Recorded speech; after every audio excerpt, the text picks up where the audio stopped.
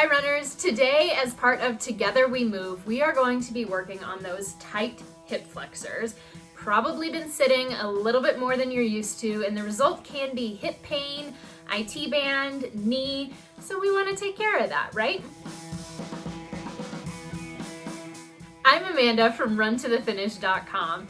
I have been a running coach for many years, a runner for 20 years, and an author for many years as well. I love every aspect of running, and I am super excited to lead you through this stretching workout.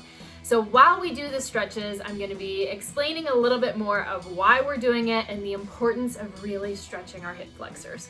All right, the first move on our list, you're probably going to think is a normal stretch, but no. I actually want you to do this a little bit differently. I want you to hit a muscle that's called your TFL.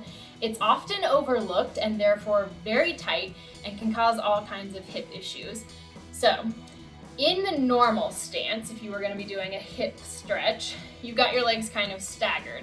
Here, I want your front leg to be immediately in line with your back leg. Camera's at an angle, so it might still look angled to you.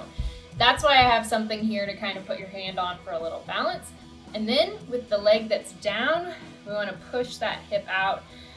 Oh, you can put your arm up too if you want to. So good. So we're getting in this stretch a little differently. And like I said, while we're stretching, I'm going to talk about why this is so important. So for each stretch, our goal is 30 seconds to a minute. I will probably do most of them for 30 right now, so you can do a second round if you want to later. So we're going to feel that. Oh, it feels so good. But we're going to switch legs here real fast and then keep talking. So, sorry guys, it just feels so good. Our hip flexors, why does it matter so much? When our hip flexors are tight, one of the things that happens is we end up tucking our pelvis, or we do this weird like Kardashian boogie thing, and so all kinds of things are going wrong there, which makes it harder when we want to run. All right, our second movement is a resistance stretch. So I want you to find that bench. You're going to be putting one leg up and the other one in front of you in that normal stance. Now, you're facing forward. I'm just kind of looking at you. I want to work on getting you to the point where your butt can touch that foot and this knee is pretty much perpendicular. Starting out, you may find that you're way out here and you can't go any farther back. That is this tightness. So over time, you are going to work back to more of this. Now, we can hold this, and that is amazing, but we can also add in the resistance component. So that would be where I'm pushing away with this foot and then using this leg to push back. And it's not a huge movement. It's very small. It's kind of a tug of war almost.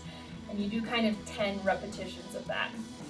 So the reason we like resistance stretching along with holding things is we're adding in that strength component, right? So for runners to get better, we need both strong hips and hips that are flexible and mobile. So let's switch sides. Again, we're making do with whatever we have at this time, right? So leg behind, we're gonna hold. Now, talking more about why those tight hip flexors matter. When they get tight, then other things in our body start to respond because it's trying to counteract the fact that now you're not in good alignment. So you might notice that actually your shoulders kind of start to hunch forward because your body is almost going into this little C shape. And of course, what happens then? Well, then we can't breathe as well. Our lungs aren't as open. So yes, one thing relates all the way up the chain. We forget our entire body, it's connected. Okay, are we ready for the next move? Let's move on. Movement number 3. This one is so good, but not easy for everyone. So this is what we call a deep squat, a Buddha squat. So again, it could help if you have something to hold on to. I want you to just get down, and then I want you to be able to use your elbows to kind of push out and hang out here. So again, we are loosening up our hip flexors. When your hip flexors are tight, it inhibits your glutes. Weak glutes mean less power when you're running, so other muscles try to compensate. The result is usually an injury, right? The other thing that's happening in this is we're actually working on your ankle flexion, which is super important for good foot strike. If you cannot stay here without your heels coming up, put a mat, a rug, whatever you need to roll up under your feet so that you can get down here and keep those feet flat. I don't want you down here like this. Then you're like trying to activate your calf muscles, all kinds of things. This is a stretch. We're sitting into it, we're keeping our chest up, and we're pushing out with those arms. There are two more stretches that are really fantastic here. One would be your normal child's pose, so just kind of allowing yourself to fall over, which is largely just counterbalancing the movements what we've just done where we're kind of pushing forward. The other one is giving yourself a knee hug. So you could be laying on your back or you can do it standing up, but you're just bringing this knee in, holding and switching sides. So again, we're trying to tell our body to get back into alignment, to let go of this tension. We need all of those components to come together so that we can run really, really well. All right, runners, there you have it. No fancy studio, no fancy equipment, just getting things done at home.